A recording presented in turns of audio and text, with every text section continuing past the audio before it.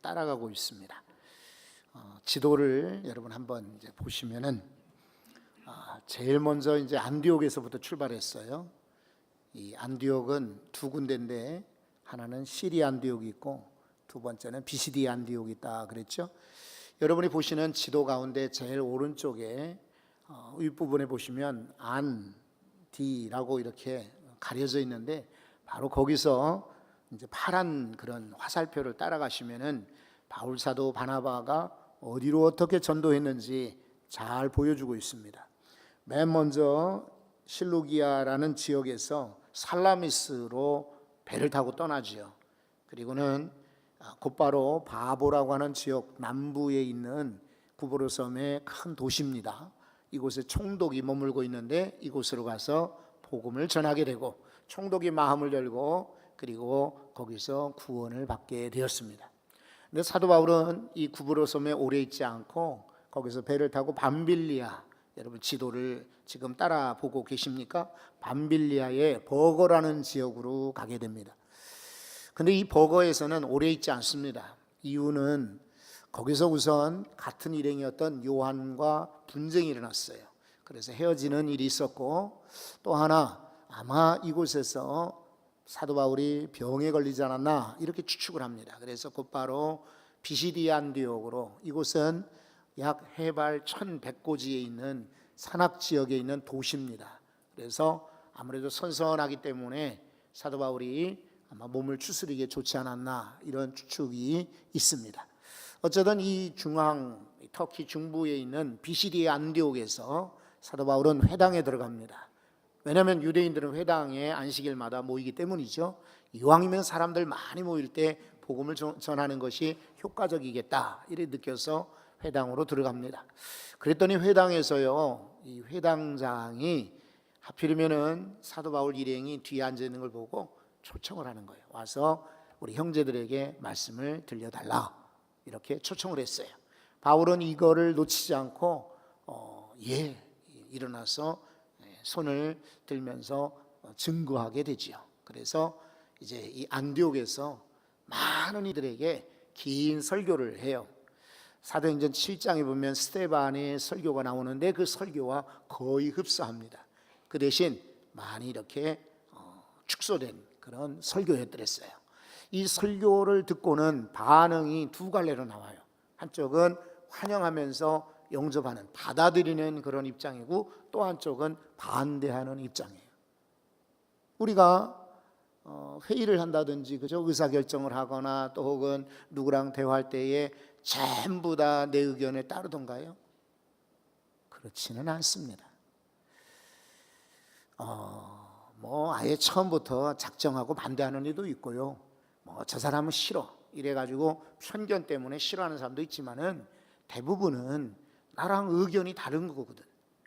그러니까 대화하다가도 반응들이요 꼭 호의적이지만은 않아요. 때로는 반대하는 일도 있어요. 오늘 이 본문을 보면서 우리는 반응, 말씀에 대한 반응을 어떻게 하는 게 좋을까?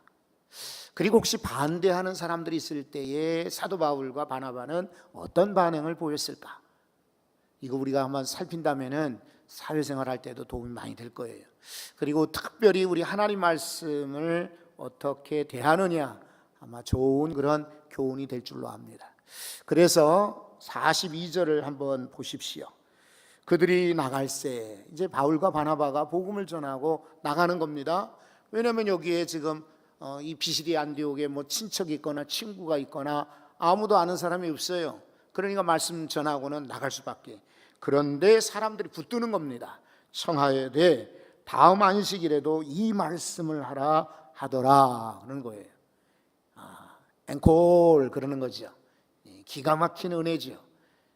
만약에 사도 바울이 말씀을 잘못 전했더라면 사람들이 다시 이 말씀을 해달라고 부탁했겠어요? 저 압구정동에 소망교회라는 장로교회가 있는데 최근에 이제 목사님이 바뀌셨어요. 거기에 개척자이신 원로 목사님이 이제 계시는데 그 목사님이 그런 이야기를 하셨어요. 잘하는 설교는 사람들로 청중이 졸지 않게 하는 거다 그랬어요. 또 잘하는 설교는 누구나 다 쉽게 알아듣게 하는 설교다 그랬어요.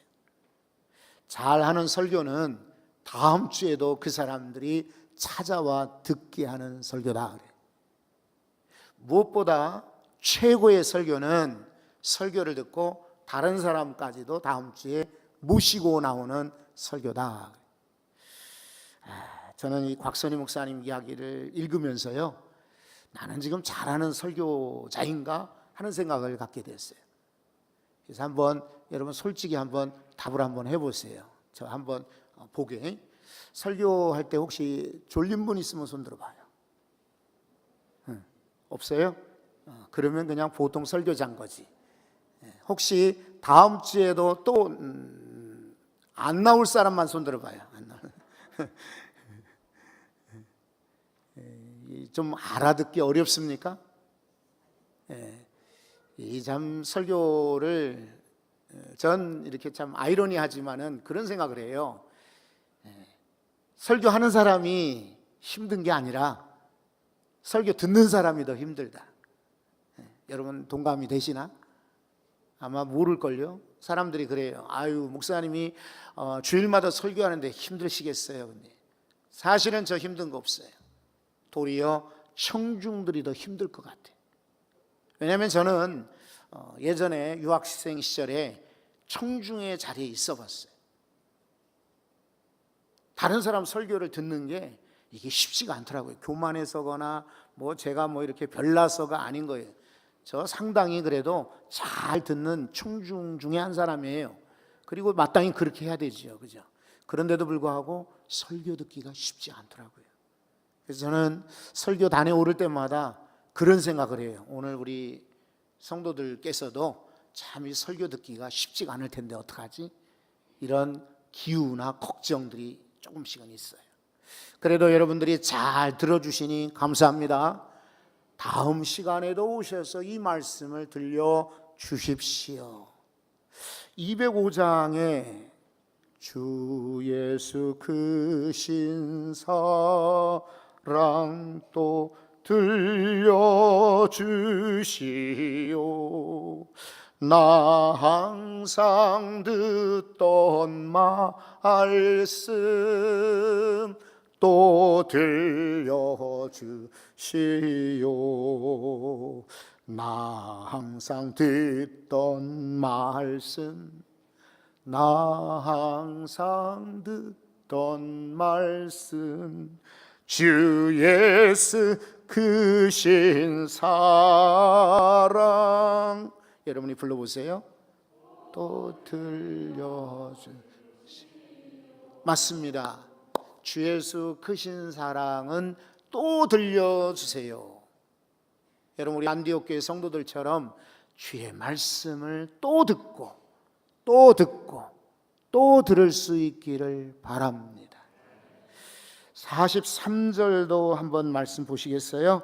뭐라고 했습니까? 43절에 자, 회당의 모임이 끝난 후에 유대인과 유대교에 입교한 경건한 사람들이 많이 바울과 바나바를 따르니. 신나는 일이죠.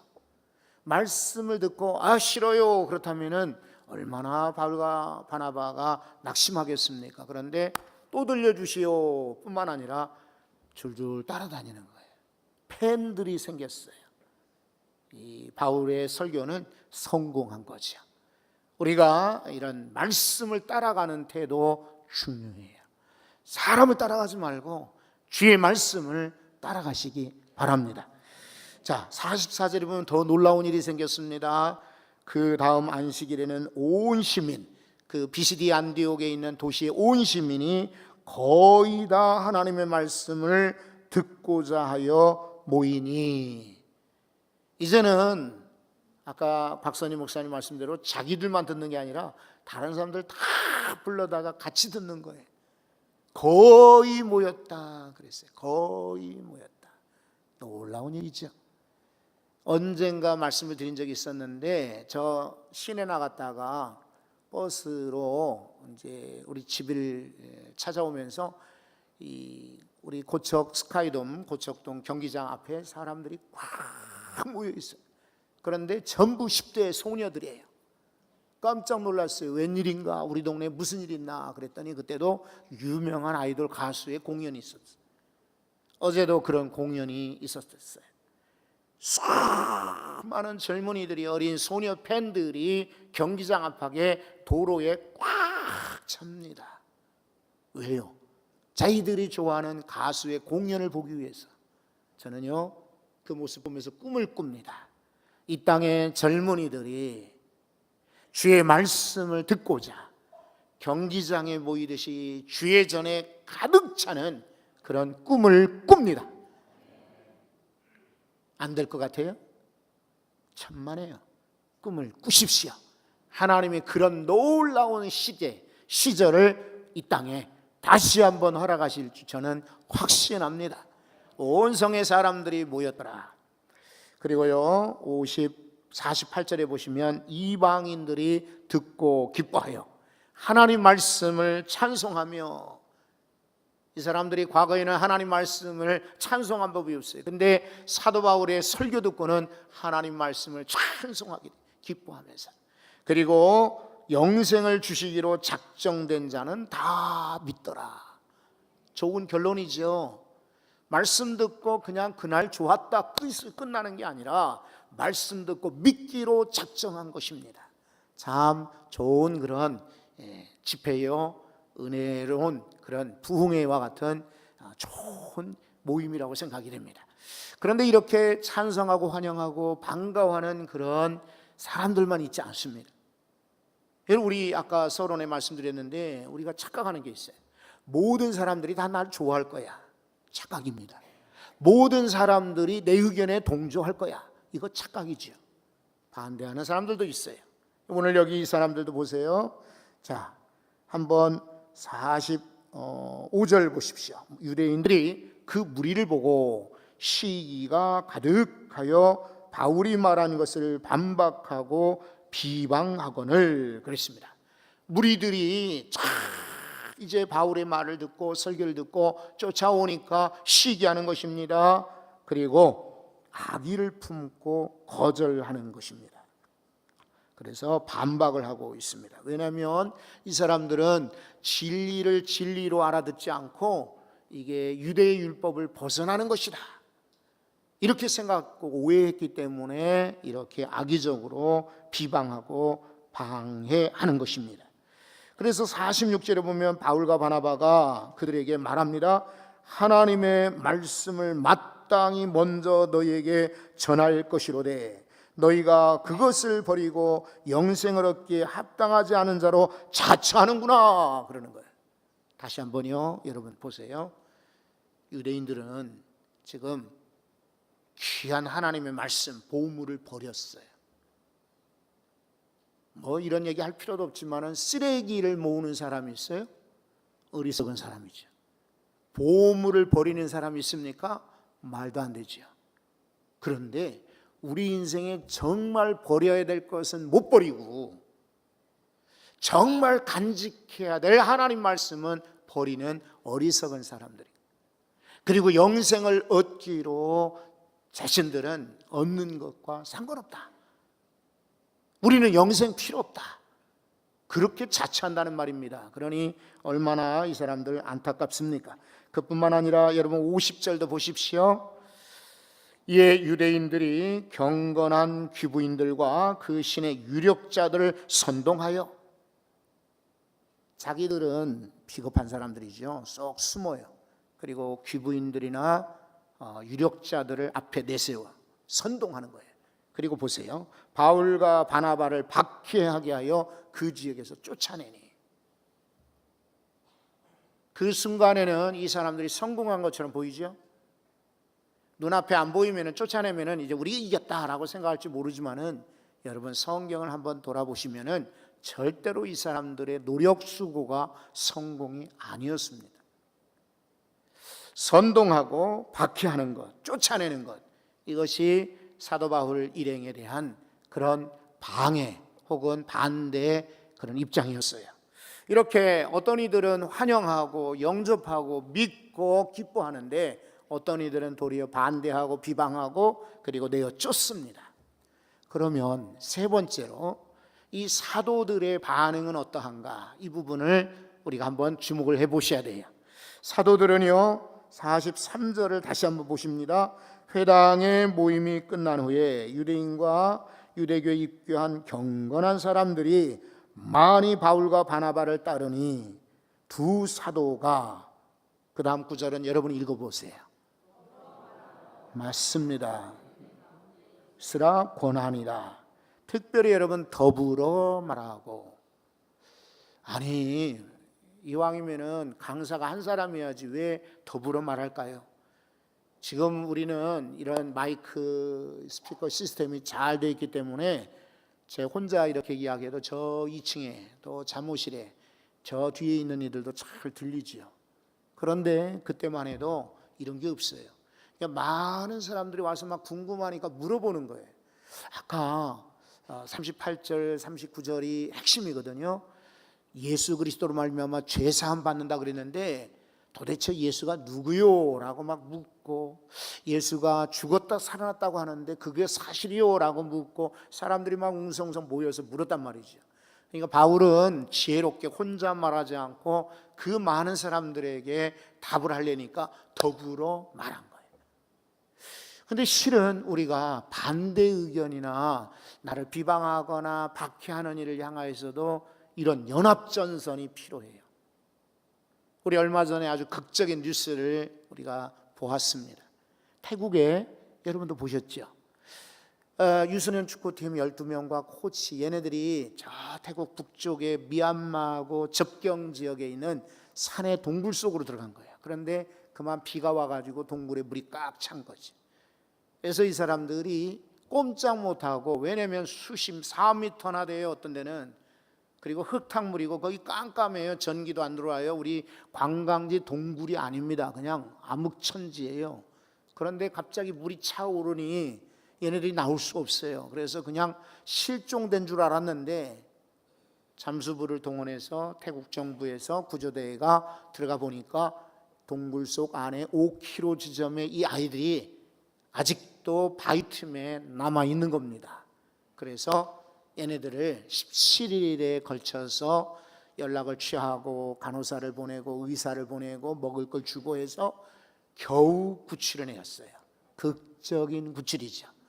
이제 아마 영화로도 만든다니까 한번 영화 나오면은 한번 기대해 보죠. 저는 이 뉴스를 보면서 참 마음속에 여러 가지 생각이 들었어요. 동굴 속에 갇혀 있는 소년들은 어쩌면 우리들의 모습인 것 같아요. 어쩌면 좀 더 비약하면 한국교회 모습인 것 같아요. 소망도 안 보이고 빛도 안 보이고 전부 지금 추락하고 있어요. 이렇게 되어서는 어떡하지? 안타까운 마음이 많은데 하여튼 기가 막힌 은혜로 얘네들이 구출되지 않았습니까?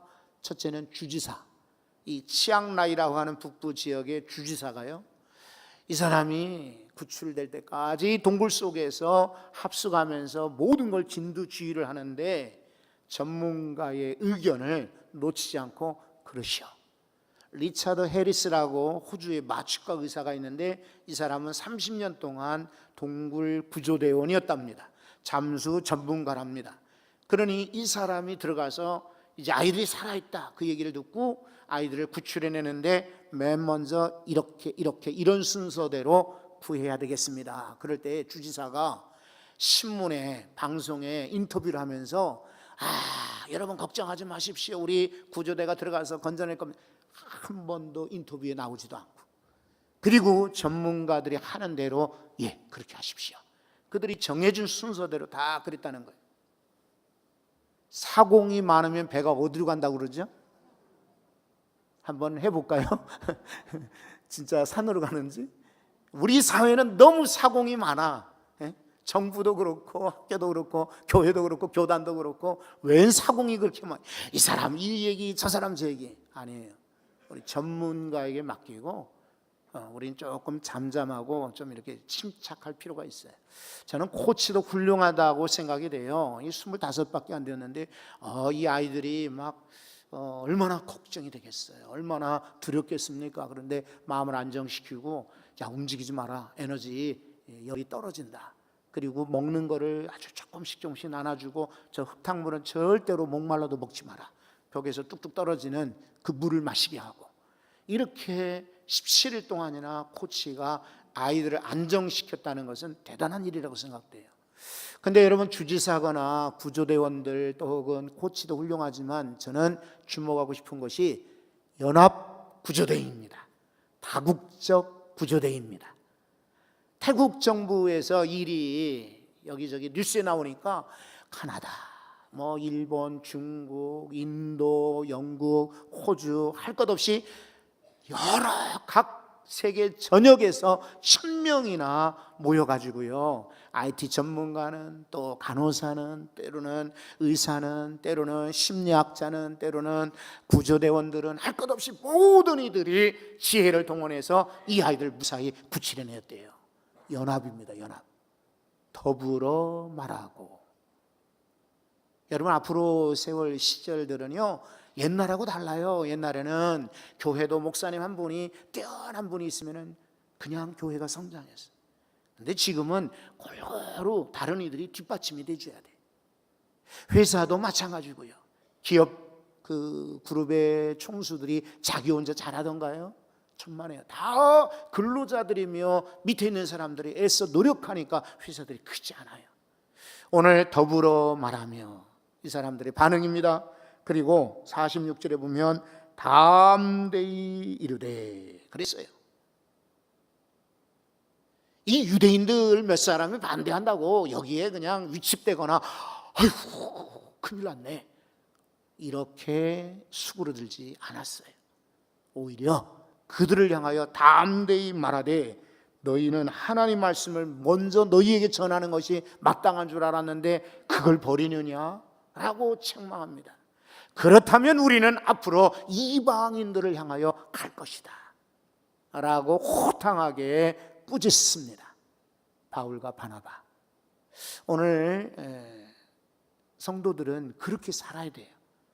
환난이 전혀 없을 거, 고난이 전혀 없을 거, 실패가 전혀 없을 거라고 생각이 됩니까? 천만의 말씀이죠. 지금까지도 그래왔지만 앞으로 우리 앞에 많은 어려움들, 난관들, 그리고 골치 아픈 문제들이 더 많으면 많아지지 줄어들지 않습니다.